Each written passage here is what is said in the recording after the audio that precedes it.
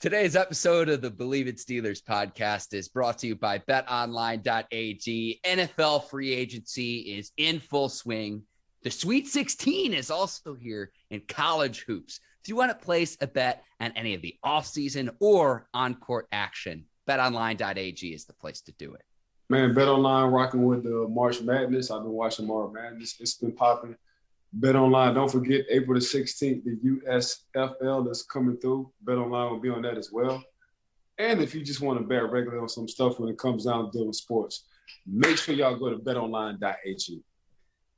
Use your mobile device or go to the desktop website to betonline.ag to sign up today and receive your 50% welcome bonus on your first deposit. Just use our promo code Bleav, that's BLEAV, to get started. Bet online, where the game starts. All right, cue the music. It's time to start the show.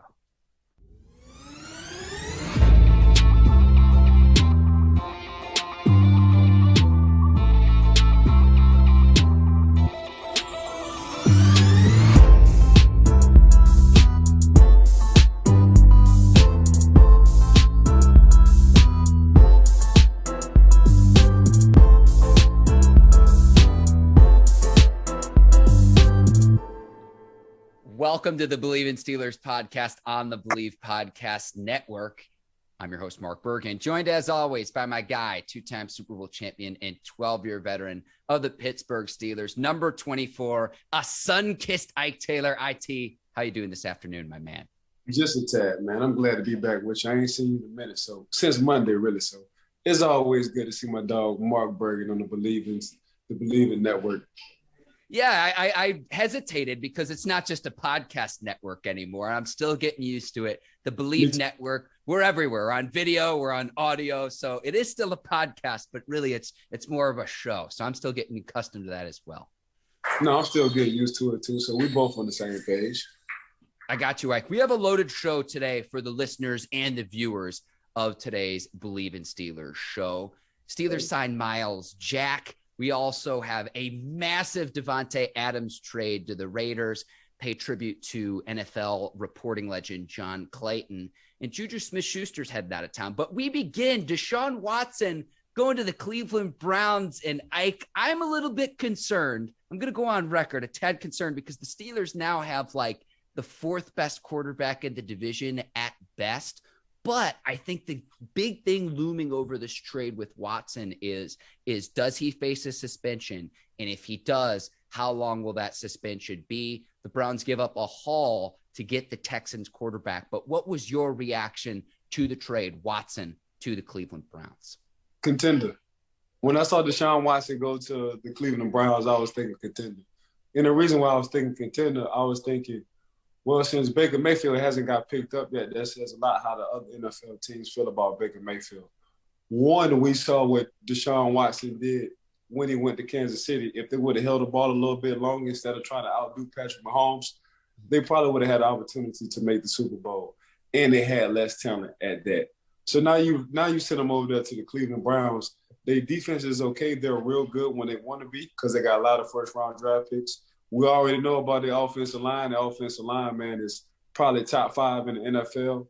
Then we get down to their tight ends. They re-signed Njoku. They put a tag on him. So there was always loaded at the tight end position. Now they're talking about bringing. Not only did they get Amari Cooper, they got Johns People-Jones as a wide receiver from Michigan. He's been the dog quietly.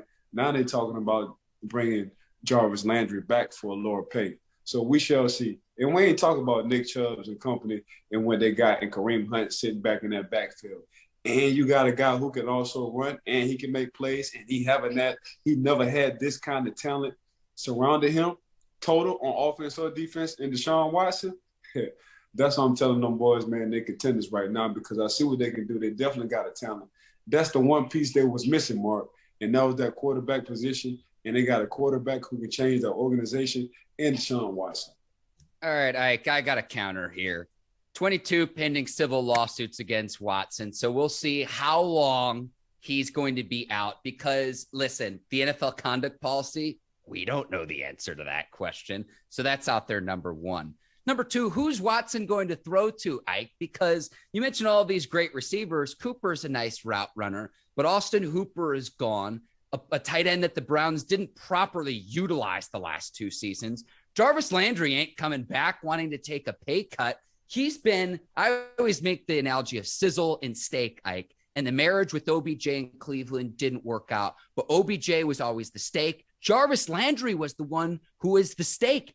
OBJ was the sizzle. You want both ideally, but if I have to choose one, I'm taking Landry every single time, for the reason being he plays 16, 17 games damn near every year. He's healthy, he's reliable, he's dependable, and now the Browns don't want to pay him. He ain't coming back to Cleveland. So who's Watson going to throw to? Himself? And that's even if he gets on the field, Ike. So I got to counter. Let's go back and forth a little bit here because I don't see this the same way as you do. Mark, you saw what Deshaun Watson did when they had little to nothing. DeAndre Hopkins is little to nothing in Houston? So we just said one. So you put DeAndre Hopkins, and then I say Amari Cooper. Name Deshaun Watson 2 running backs sitting in the backfield.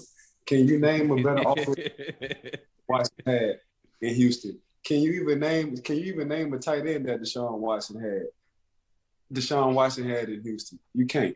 Hang on. You're also not accounting for the fact that the Browns will not have J.C. Tretter as well, a very well-respected veteran in that locker room. I know you still have got Wyatt Teller and Jack Conklin on that offensive line, but it's not going to be that same dominant Cleveland Browns offensive line we've seen through the last few seasons, Ike, because they don't have Tretter at this point moving forward.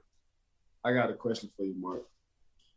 What team would you quarterback on if you was an NFL quarterback? The Cleveland Browns or the Houston Texans? Well, I mean, come on. I mean, everyone knows the answer to that. I would choose right now going into the 2022 season. Why? I would choose the Browns over the Texans. Why? Well, okay. Why? You always mentioned coaching. I would much rather have Kevin Stefanski as a head coach than I love Lovie Smith, but Lovie Smith is a defensive coach. If I'm a young quarterback in this league and I want to develop, I have a head coach who I believe in more in Kevin Stefanski right now. And yeah, you've got 2 dogs in the backfield, but this is not my point is this is not the same Browns roster as we saw the past 2 seasons where they should have made the playoffs this last season given the talent. And they did the year before. They made the playoffs for the first time in 2 decades. Mark, and it's probably not the best roster the Cleveland Browns had in the past couple of years. It's the best roster that Deshaun Watson has ever been on. Totally, is what I'm trying to say. That's what makes – so Deshaun Watson now has a better roster than he ever had since he was in the Texans. So that's all I'm saying. And we saw what he did with an okay roster. Now you give him a better roster, a healthier Deshaun Watson, they're going to be cooking with gas all week for 17 weeks. And yes, he will have to appeal. So I'm thinking 8 games, he's going to appeal for 4. He'll be back in 4 games. I'm calling it. You heard it here first on the Bleav in Steelers show. Everyone knows that Ike Taylor is a well-known psychic at this point, Ike. I will say this. Initially, I looked at this trade and I said, wow, well, the Texans got a haul, a 2022 first-round pick, a 2023 first-round pick, a 2023 third-round pick, first-round pick in 24, and a fourth-round pick in 2024. But the Browns only gave up 1 pick this year and 2 next year.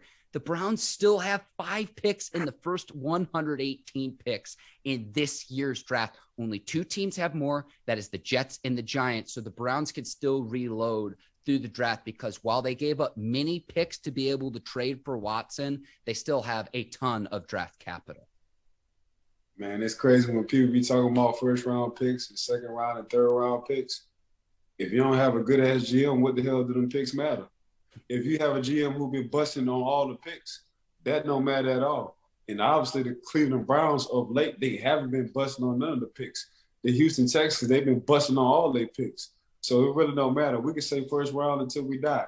If you don't have that GM who knows talent, if you don't have good scouts who knows how to evaluate talent, it doesn't matter how many picks. You can have 7 first-round picks. If them picks ain't up to the subpar talent that you predicted to be, because your GM don't know what he's talking about and he's not scouting and he's not putting his homework in, it really doesn't matter. So that's what I'm rocking all the way around for this total package. The Cleveland Browns is winning. When it comes down to the picks, they still got 5, like you said. And when it comes down to a franchise quarterback, they got Deshaun Watson, who is a better upgrade than Baker Mayfield. And I love Baker Mayfield to death. He's just not that Super Bowl contending quarterback in my mind. Okay, so let's go there in just a second, Ike. The Browns also signed Jacoby Brissett as well to back up, and Brissett might be the starter if Watson does face a suspension. Where does Baker Mayfield wind up after all of this, Ike? Because the 3 teams that I had, the Colts, the Seahawks, and the Saints, Colts traded today for Matt Ryan, and the Saints are going to re-sign Jameis Winston as well. The Falcons. So where does Baker wind up, Ike? He might wind up in Seattle, and that's going to be the death to his career. Because we didn't see what the great Russell Wilson had to struggle with to get to where he got. He couldn't wait to get out there and go to Denver. So you're going to put Baker Mayfield with some okay talent. And that's the reason why the Cleveland Browns got rid of Baker Mayfield. They say, Baker, you got a lot of talent on this roster, man. We got to do better than the first round of the playoffs. You see what we're doing. We see what we're trying to make. And now they let him go. But for me, man, I just thought Baker Mayfield, it was an immaturity part off the field.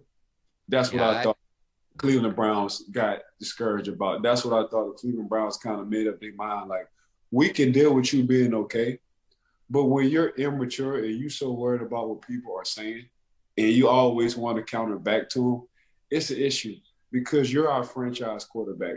You're supposed to be our $230 million 5-year quarterback, but we can't pay you because you're not buttoned up, because your immaturity, not only since college, but even your years in the NFL that we had to deal with. And that's something we just can't do.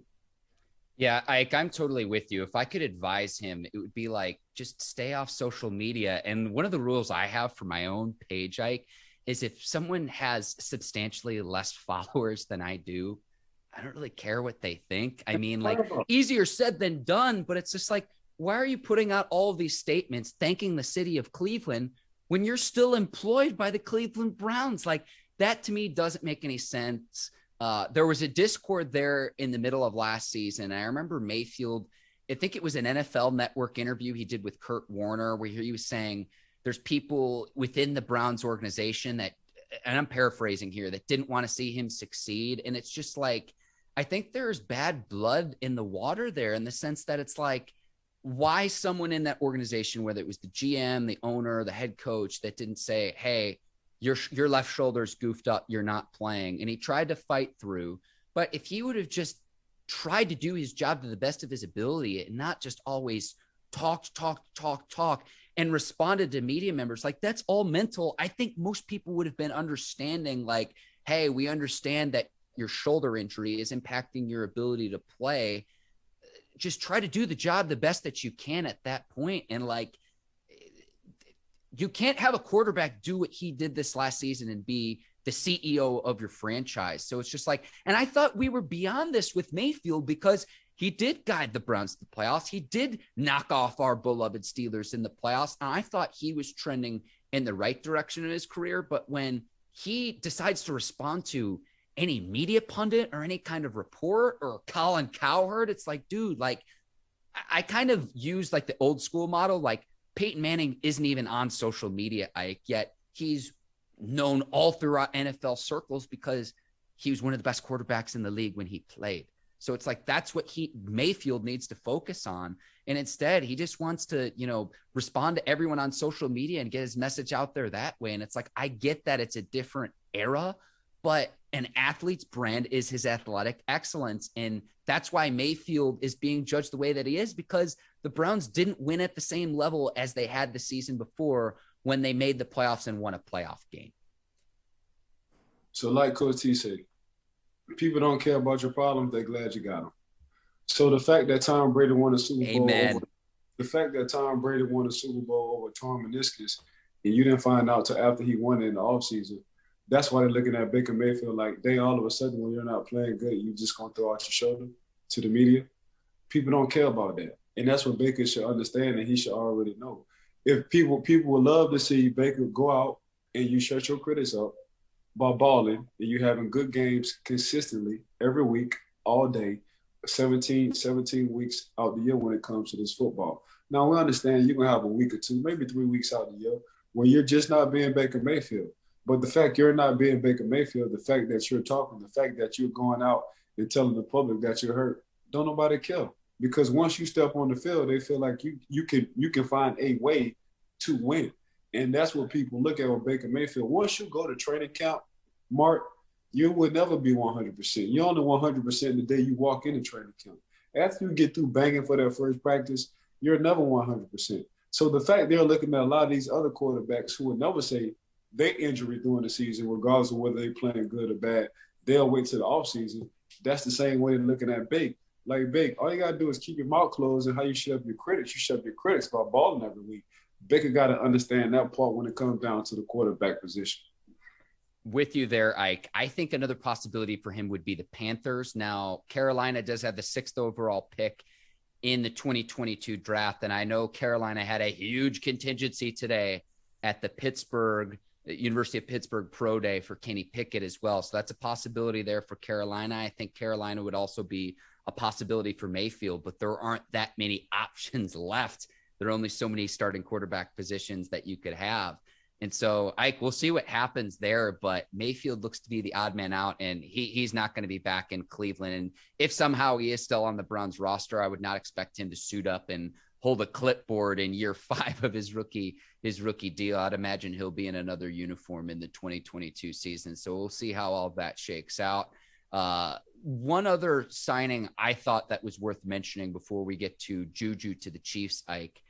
Cowboys offensive tackle Lionel Collins to the Bengals, helping upgrade the protection for Joe Burrow up front. Burrow sacked the league high 51 times this last season, sacked 9 times in the road playoff win against the number 1 seed Tennessee Titans. Ike, I think this is going to be one of those signings for the Bengals where we're not talking about it right now, but when Joe Burrow has another Pro Bowl season and leads the Bengals back to the playoffs, we'll be looking back on it and saying, wow, that was a pretty good signing for Cincinnati. So the Bengals, they addressed all their needs, and their needs was the offensive line. So you get the center from the Patriots, you wind up signing the center. Then you get Lionel Collins, and Lionel Collins, I don't think people remember, he did play at LSU. So he basically just going back home. So now he's with another Cincinnati Bengal offensive lineman who went to LSU. Now he went Jamar Chase. Jamar Chase came from LSU. Now he with the head honcho with Joe Burrow. He from LSU. So you got 4 LSU guys sitting on the offense, and now they just feel like they're back in college again. So, yes, if you did listen to his interviews, he said, yes, Joe Burrow has a new security guard in town. And that's exactly how Lionel Collins feels. Maybe you need to change the scenery. And maybe he understands Joe Burrow. Because Lionel Collins, when you listen to his interviews, he was talking about the locker room. He was talking about the swag. He was talking about the LSU alumni. He was talking about how he felt, how the Cincinnati Bengals went from okay to getting into the Super Bowl. He was talking about how overrated, in so many words, the Dallas Cowboys is. Like, they always have high expectations, but they never really get it done. So if you just pay attention to the words he was saying, in so many words, Lionel Collins was like, man, I'm just glad to be back home. And home for him now is a new home with the Cincinnati Bengals, and he's back with his brothers that he played with at LSU. So, yes, there's needs and wants. But what the Cincinnati Bengals did, when we talked about having 71 sacks throughout the course of the season, Joe Burrow was still making it to the playoffs. But now you address their offensive line, they did exactly what they needed to do. They addressed their needs and not their wants. I like how you slip in the Dallas Cowboys slander, Ike. Because it's Bleav in Steelers, I'll allow it. JuJu Smith-Schuster to the Chiefs, Ike, and he gets a nice little 1-year contract, $10.75 million, and he's going to get plenty of opportunities to eat, if you will, because of the attention drawn by Tyreek Hill, Travis Kelce, the way he fits into this offense, Ike. I cannot imagine a better pairing with him and Patrick Mahomes and company. But I will say this, despite that JuJu is gone, James Washington is now with the Cowboys. Ray McLeod signs with the 49ers. There's one position that our beloved Pittsburgh Steelers draft well, Ike. It's linebackers and it's wide receivers. So whatever ends up happening, whoever the number 3 receiver is going to be for Pittsburgh this upcoming season, I ain't concerned. No, I'm happy for JuJu, man. Congratulations to JuJu. I know his mom was upset. She came on Instagram. She was very upset because she wanted JuJu to be a Pittsburgh Steeler for life. If you know anything about JuJu, before he went to USC, he was playing with the Snoop Dogg AAU team. They was called the Pittsburgh Steelers because Snoop Dogg is a huge Pittsburgh Steeler fan as well, if you didn't know. Now, on the other hand, JuJu is in the perfect situation. He don't have to be the man because for me, he was always not even Robin. He was Sonic the Hedgehog, and that's how that was for me. So when I looked at JuJu, man, JuJu understood, like, I thought I was the man when AB left. AB was getting all this attention. I had some of my best years, and I figured, man, I could be the man once AB leaves.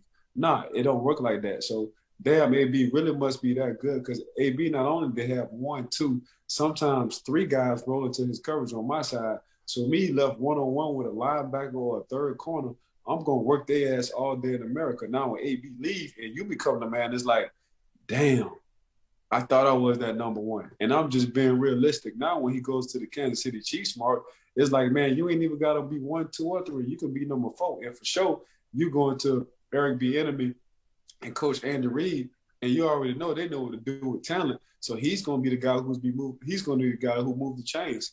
He's going to bring that toughness to him. He's going to be that guy that set that edge. Not only Travis Kelce, but he's definitely going to be like a tight end when it comes down to that Kansas City Chiefs offense. So this is a perfect situation for JuJu Smith-Schuster. JuJu will thrive in his offense because the offense coordinator knows exactly what to do with him, and he's going to be the third, maybe fourth option because you got Tyreek, you got Hardman, you got Travis Kelce, then you got JuJu. So they're going to have a field day with this. So honestly, this was a blessing in disguise for JuJu. He came back last year. Don't forget, he would have went to Kansas City last year, but he wound up coming back to the Pittsburgh Steelers. Now he finally got what he wants. For me, in my mind, this is the perfect situation for JuJu with KC because he ain't got to be the 1, 2, or 3. He'll be the 4th receiver, and he's going to work sitting inside that slot in between the numbers. Like, can you explain what you meant by your Sonic the Hedgehog analogy? So it's Joker, is Batman, is Robin, and Sonic. Sonic like the 4th guy. So that's how I know. So now I'm telling my kids all I know the Sega Genesis, if you know what I'm talking about, Sonic the.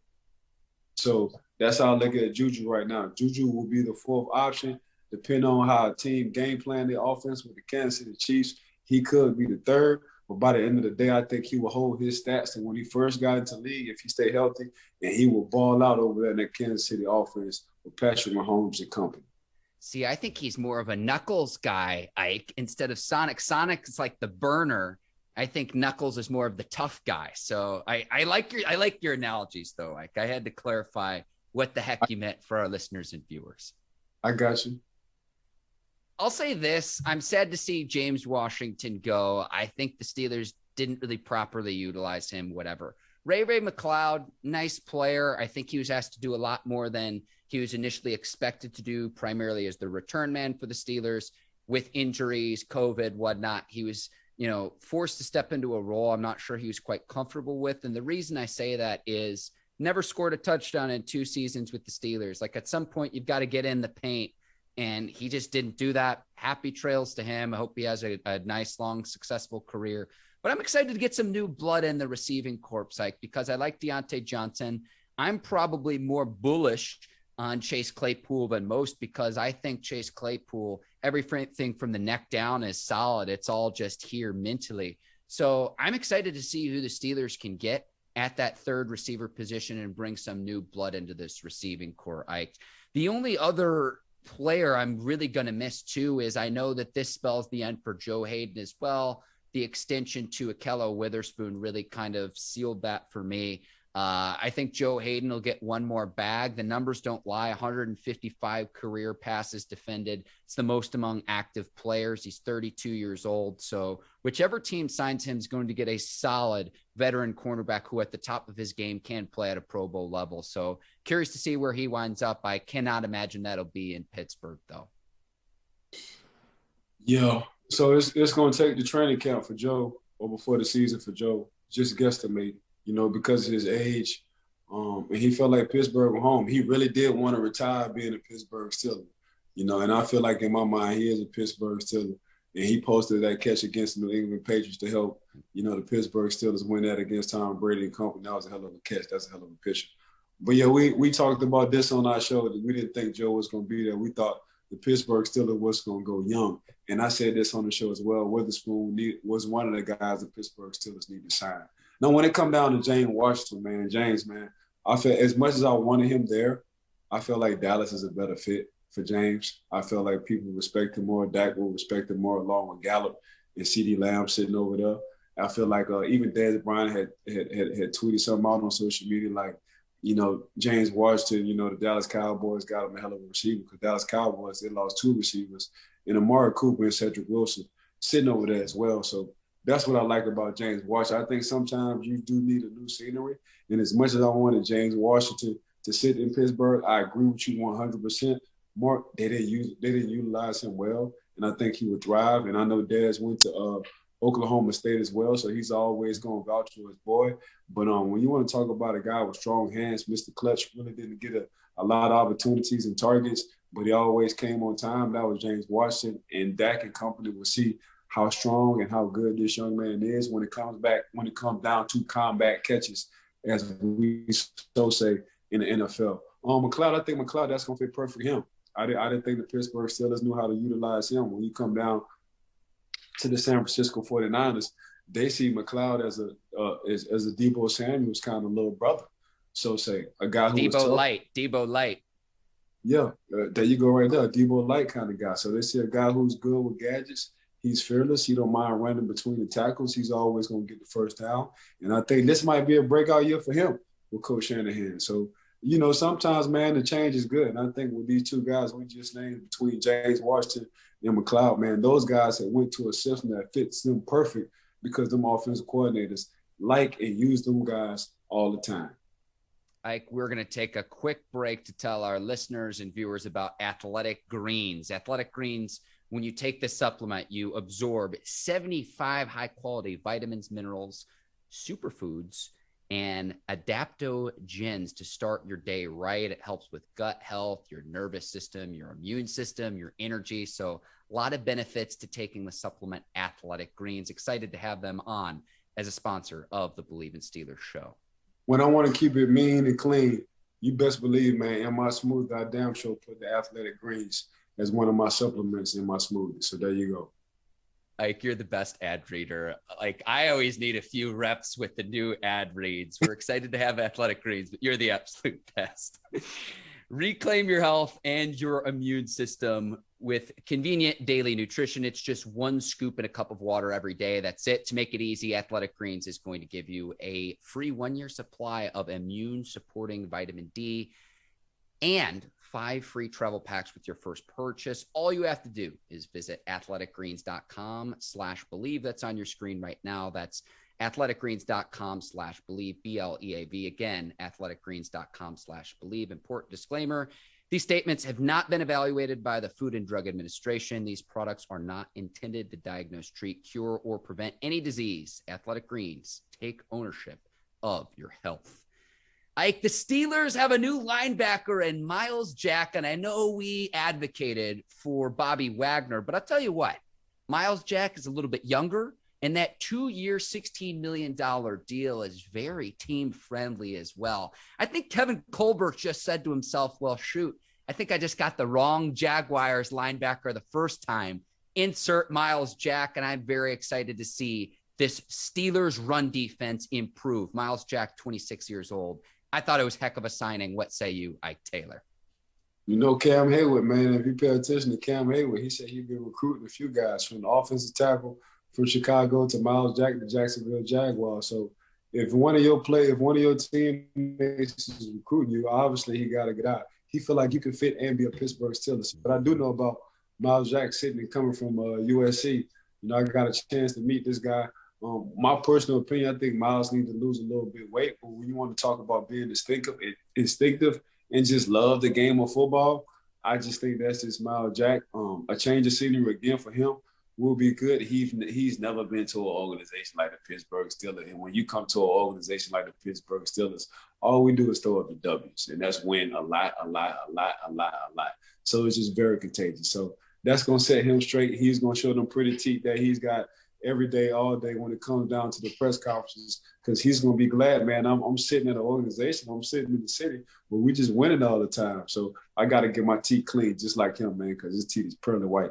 But anyway, man, I think Myles Jack, for that addition to the Pittsburgh Steelers, that was a need. That wasn't a want, and they did address it in the offseason, and they wound up getting a good guy for that fit for the Pittsburgh Steelers with the help of Cam. But talking about Kevin Coleman is going all out with a bang before he leave, and you can see. So he wants one more ring under his belt with the guys he's getting through free agency and doing the draft. We tried to tell you a week ago, listeners and viewers, that there was going to be an odd man out if the Steelers brought in a linebacker. Joe Schobert is cut. It clears $7.8 million in salary cap space. A lot of other signings I like too. James Daniels, an offensive guard who's going to help solidify the Steelers' offensive line. He could play on the right or left side. I think you keep Dotson at the left guard position.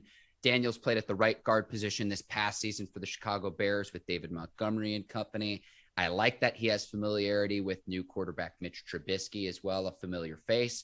Re-signing Akello Witherspoon as well, Ike. But I'm excited about this. The Steelers do have well, let's talk about those other signings. Then we can talk about the priorities of what the Steelers still need to do this offseason. But what did you make of the Daniels signing? What did you make of the re-signing of Akello Witherspoon? Take this in any direction you'd like, Ike.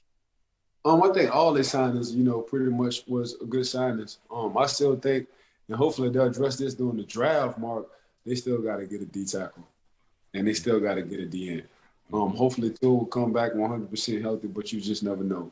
But I think with that running game, when teams really did want to run, even though Cam is willing and able to do the job, you need a body type guy. You need a guy who's 320, 340 pounds who can just sit as that D tackle. So I do think they need to address that. They wind up addressing their safety position as well. So they let a few guys walk for the Pittsburgh Steelers with that safety position, and they wind up getting Killebrew sitting back. And I do like Killebrew sitting at that safety position, with Minkah Fitzpatrick as well. So, and we wind up addressing the cornerback position. So for me, it would be the outside linebacker in that D tackle position. Of course, they're going to sneak and they're going to draft a wide receiver. You can be like, who the hell is this guy? He wind up going to have like 600 yards as a rookie. And you can be like, oh, goddamn, I forgot that's what the Pittsburgh Steelers do. They just draft wide receivers, and most of them just go to the Hall of Fame. And I think they need to draft a scat back sort of kind of running back to kind of compare with Najee sitting in the backfield. So you got a power guy, and you can have a guy who can come out of the backfield and create a lot of mismatches with the one-on-ones. So that's what I think the Pittsburgh Steelers need to do as well. And you just never know, man. This might just be a Band-Aid for the fork in the road for the Pittsburgh Steelers with Mitch Trubisky. They might just wind up getting the quarterback if he's just sitting there. They might just wind up trading. You just never know. I'm guarantee you, man, Kevin Coleman wants to go out with a bang, and I think he will. So don't be surprised if the Pittsburgh Steelers get a quarterback in the first round. Wow. I would be very surprised if that happens, Ike, in all honesty, because for me, mentally, I'm already like, what happens next offseason, whether through free agency, trade, or the draft next offseason, just considering the Steelers pick at number 20. Steelers priorities in some order. I've got 6 written down, Ike. What do you do with Minkah Fitzpatrick? Probably lock him up long-term. Who's the starting strong safety if Terrell Edmonds decides to walk? Get a second running back. Najee Harris needs a Robin to his Batman. You cannot expect him to have 300-plus touches, virtually no fumbles, and expect him to remain healthy and fresh throughout the course of a full other season. I mean, I know he's going to be the bell cow, but find someone else who can spell Najee and can be a scat back, a compliment to him. Slot receiver as well, which we talked about a little bit earlier, and then depth along the defensive line and edge rushing position. So defensive tackle and then another edge rusher to help complement TJ Watt and company as well. So that's in some order, I think, what the Steelers still need to do, whether, again, that's through free agency or April's draft. And Ike, I'm really excited to talk to you. Really starting in April, we're really going to get into our draft coverage of the positional breakdowns, top 5 at each position. So I know we've teased that in previous shows. That is coming in April. And when we get to talk about top 5 position group by position group, I know you get to put your GM hat on. I know you love watching film. You're a film junkie. I'm really excited for that here next month. Yeah, I can't wait. April is the month for us. April is when our show really kick off for me. Actually, I've been kind of doing my homework 3 weeks ago, so I'm just ready and prepared. So I can't wait for April to come.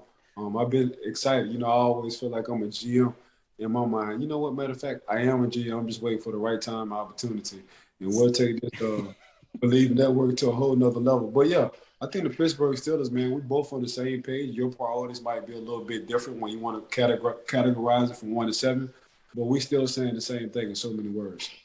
Hey, you've already done your reading and your homework before we even got the syllabus. Come on, man. Yeah, you know, I still get a lot of results on my email on who's coming out and times and stuff. So I still got like a little cheat code, you know. I see you. All right. Davante Adams to the Raiders, Ike, in the AFC West keeps getting better and better.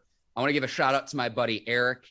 He's a huge Packers fan. This trade just about broke his brain. And it wasn't just the trade. It was the massive contract that Adams got as well. I want to go through some quick winners of this trade. Obviously, Derek Carr, somewhere on the planet, the Raiders quarterback should be doing cartwheels. And this, to me, signaled that the Raiders are going to try to lock up Carr long-term because he is in the final deal of the final year of his contract with the Raiders. So Carr played with Adams at Fresno State. He's a big winner. The other teams in the NFC North, I'm talking about the Bears, the Lions, and the Vikings, get the best receiver in the league out of their division. I also think this helps Tom Brady because it weakens the Packers, one of the main contenders in the NFC, to the Buccaneers. And also CBS benefits from this as well because CBS typically broadcasts the AFC games. The AFC West is just going to be an absolute gauntlet. Like, I'm honestly not sure that could all 4 teams from the AFC West make the playoffs because one of them is going to be left out. And I still think that like the 4th best AFC West team is going to be better than pretty much any other team in any other division, specifically in the NFC, Ike. So those were the winners that I saw in the Davante Adams trade. Yeah, so Davante going to the Raiders, you know, he just felt like he was back home. When you FaceTiming and when Derek Carr and his brother gets on TV, he says, you know, Davante always been family. So this goes back to the Fresno State days. This goes back to the days in the offseason when, you know, when Derek and Davante was working out with David Carr when he was with the Houston Texans or even when he was with the network. So that's how long this goes back. So they really made a push. And the crazy thing about it is the Green Bay Packers offered, you know, Davante Adams more money. He said, nah, but I want to go with my people over there with the Raiders. I look better in black and silver. That's exactly how he felt. So you could just tell by his body language. You could tell by the smile on his face. You can just tell, man, he was just kind of glad to get out of Green Bay, you know, even though, and he didn't say a word. They didn't re-sign him to a long deal. He asked for a long-term deal last year. They wind up waiting, and they wind up biting him in the butt. He wound up going to the Raiders with his homeboy / brother and Derek Carr. Derek Carr is very happy. David Carr is very happy. The Raiders damn near got the best receiver in the game right now, depending on who you ask. But in my mind, I think he is. So this just a great upgrade for the Las Vegas Raiders. But bro, you can't forget, it's 3 divisions where it's just smash mouth football, and for a couple of years, we just gonna be talking about playoffs or rotating trophies. We talking about the NFC West, we talking about the AFC North, and we talking about the AFC West. When you look at them 3 divisions and when you look at the teams, it's going to be 6 teams coming from the AFC North in total, 6 teams out of the AFC North and the AFC West. It just matters who's in 3rd or 4th position between the AFC North and the AFC West, depending on what the record is and who they want out the AFC. When you want to talk about the NFC West, man, I mean, it's just wide. I ain't going to say it's wide open, but it's going to be good. That's why Tom Brady came back. Tom Brady was like, damn, man, Russell went to the AFC, and Russell went to the AFC, so all I got to do is play, you know, Dak. All I got to do is play Dak and Matthew Stafford. Man, I ain't tripping, man. Hey, mama, I promise you, I get this 7th, 8th ring. I got something cooking for you in the bank account, baby. And Miss Giselle said, baby, go ahead on. I got you. This your last year, though. So I see why Tom Brady came back. 1, because he saw how the NFC was rocking. 2, them kids were getting on his nerves. They must have been bad as hell at the crib. So I totally understand that. But, man, when you want to talk about the Las Vegas Raiders, I really do think that's a good fit. Not a good fit, I'm lying. That's a great fit. I think he feels like he's back at home because he is a West Coast guy. He is from California, and he's right down the street from LA. So, man, it's gonna be a lot of grease a lot of fried food when it comes down to their offense. Them boys going to be begging for the Las Vegas Raiders. I think that this Raiders offense benefits because it was not the same offense after Henry Ruggs got cut following his a DUI arrest and crash and everything too. The offense wasn't the same without Ruggs on the field. You now get a true number one receiver in Adams, so you can see that offense cook and run effectively again with this trade for Davante Adams. And I still think that the Green Bay Packers have something up their sleeve because they re-sign and sign Aaron Rodgers to a massive contract extension. How do you do that if you don't bring Adams back or at least have some sort of plan to make sure that Rodgers remains satisfied in Green Bay? So I still think there are going to be some moving parts with all of this. Yeah, it's definitely going to be some moving parts, Mark. Don't forget, they did offer, Davante Adams more with Green Bay. Davante just wanted out, Word on the street is they offered a man $25 million more. Devonta was just like, nah, I'm straight. I want to go to the West Coast. So that's exactly what he did. Yeah. Before we sign off here, we need to pay tribute to a legend. The professor, John Clayton, died this past week, and he was an absolute titan in the NFL reporting world. Most people know him from his reporting days on ESPN, just his insight. He has maybe one of the best This Is SportsCenter commercials of all time saying, hey, Mom, I'm done with my segment. And it's just the absolute best. But I know he covered the Steelers for like a decade. I wanted to ask you if you had any interactions with the legend, John Clayton. Yeah, he took me under his wing. I got RIP John Clayton. I still got his phone number on my phone. So while I was with the network, while I was still in the league, while I was just trying to hone my skills when it come down to broadcasting and being on TV or radio, he kind of walked me through it. And we did interviews every year in the offseason. That's exactly what we did. It was between him and Ed Warner. Between Ed Warner and RIP John Clayton, man, that's the two guys I was talking to either during the season or during the offseason.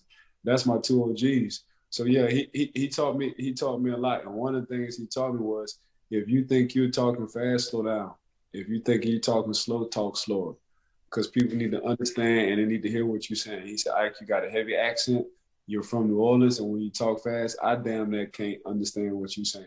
So understand when you're on TV and when you're on radio, make sure you slow it down a little. So that was words of wisdom. That was a great advice for me when John Clayton told me that. But yeah, RIP John Clayton, he's a real live OG. So rest in peace. That's tremendous. I had no clue you had that kind of interaction with him. What were some of your conversations like? Like, what are some of the things that you would talk about when you talk in the off season?